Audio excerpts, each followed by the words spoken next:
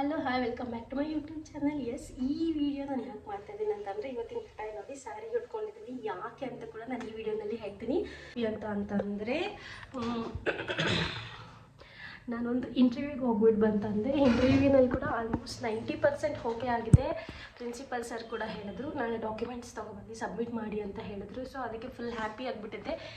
ಯಾಕೆ ಏನು ಇಂಟರ್ವ್ಯೂ ಅಂತಂದರೆ, ಎಕನಾಮಿಕ್ಸ್ ಲೆಕ್ಚರರ್ ಇಂಟರ್ವ್ಯೂ.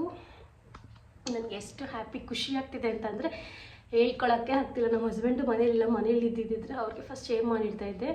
ಆಲ್ರೆಡಿ ಅವ್ರಿಗೆ ಹೇಳಿದ್ದೀನಿ, ಬಟ್ ಅವರು ಕೆಲಸದಲ್ಲಿದ್ದಾರಲ್ಲ, ಸೊ ಅದಕ್ಕೆ ಫಸ್ಟ್ ವೀಡಿಯೋ ಮಾಡ್ತಾಯಿದ್ದೀನಿ. ಈ ವಿಡಿಯೋ ಕೂಡ ಅಪ್ಲೋಡು 100% ಕನ್ಫರ್ಮ್ ಆಗೋವರೆಗೂ ವಿಡಿಯೋ ಅಪ್ಲೋಡ್ ಮಾಡೋದಿಲ್ಲ, ಬಟ್ ವಿಡಿಯೋ ಮಾಡಿ ಇಟ್ಕೊಳ್ತಿದ್ದೀನಿ. ಯಾಕಂದರೆ ಖುಷಿನಲ್ಲೇ ಶೇರ್ ಮಾಡಿದ್ರೆ ಅದು ತುಂಬ ಯೂಸ್ಫುಲ್ಲಾಗಿರುತ್ತೆ ಅಂತ.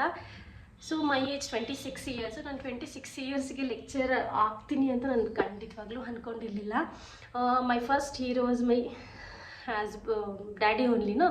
ಅವರಿಗೆ ನಾನು ಟೀಚರ್ ಆಗಬೇಕಂತ ತುಂಬ ಆಸೆ ಇತ್ತು. ಸೊ ಅವ್ರ ಆಸೆ ತೀರಿಸೋದಕ್ಕೋಸ್ಕರ ಅಂತ ಅಂದ್ಬಿಟ್ಟು ನಾನು ಆಲ್ಮೋಸ್ಟ್ ನನ್ನ ಏಜ್ 19 ಅಥವಾ 20ನಲ್ಲೇ ನಾನು D.Ed ಎಲ್ಲ ಕಂಪ್ಲೀಟ್ ಮಾಡಿಕೊಂಡು ಟೀಚರಾಗಿ ಫಸ್ಟ್ ಜಾಬ್ ಸೇರಿಕೊಂಡೆ. ಸೊ ಆವಾಗ ಅವ್ರಿಗೆ ಆಗಿದಷ್ಟು ಖುಷಿ ಯಾರಿಗೂ ಆಗಿಲ್ಲ. ನನಗಿಂತ ಹೆಚ್ಚಾಗಿ ಅವ್ರಿಗೆ ತುಂಬ ಖುಷಿ ಆಗಿತ್ತು.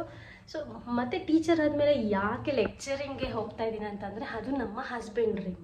ಫಸ್ಟ್ ಹೀರೋ ಡ್ರೀಮ್ ಕಂಪ್ಲೀಟ್ ಆಯಿತು, ಇದು ಸೆಕೆಂಡ್ ಹೀರೋ ಡ್ರೀಮ್ನ ಕಂಪ್ಲೀಟ್ ಮಾಡ್ತಾ ಇದ್ದೀನಿ. ಸೊ ಫುಲ್ಲು ಖುಷಿ. ಅದು PU ಕಾಲೇಜ್ ಎಕನಾಮಿಕ್ಸ್ ಲೆಕ್ಚರರ್ ಆಗಿ ಸೆಲೆಕ್ಟ್ ಆಗಿರೋದು ತುಂಬ ಖುಷಿ ಆಗ್ತಾಯಿದೆ. ಹಾಗೆ ಅಲ್ಲಿ ರೆಸ್ಪಾನ್ಸಿಬಿಲಿಟಿ ಕೂಡ ಜಾಸ್ತಿ ಇರುತ್ತೆ, ಆದರೂ ಕೂಡ ನಾನು ಅಚೀವ್ ಮಾಡಿದ್ನಲ್ಲ. ಡೆಮೋ ಕೊಟ್ಟೆ. ಸೆಕೆಂಡ್ ಚಾಪ್ಟರ್ ರೆಡಿಯಾಗಿ ಹೋಗಿದ್ದೆ, ಡೆಮೋ ಕೊಟ್ಟೆ.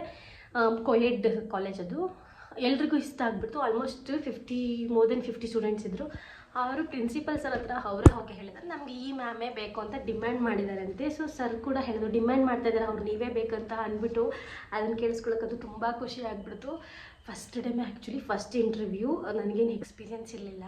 ಹೆಂಗೋ ಫುಲ್ಲು 2 ಡೇಸಿಂದ ರೆಡಿ ಆಗಿಬಿಟ್ಟು ಮಾಡಿಬಿಟ್ಟು ಹೋಗ್ಬಿಟ್ಟು, ಯೋಗೋ ಸಿಗಲಿ ಬಿಟ್ಟರೆ ಬಿಡಲಿ, ಒಂದು ಎಕ್ಸ್ಪೀರಿಯೆನ್ಸ್ ಆಗುತ್ತೆ ಅಂತ ಅಂದ್ಬಿಟ್ಟು ಮಾಡಿದ್ದು. ತುಂಬ ಖುಷಿ ಆಗಿಬಿಡ್ತು.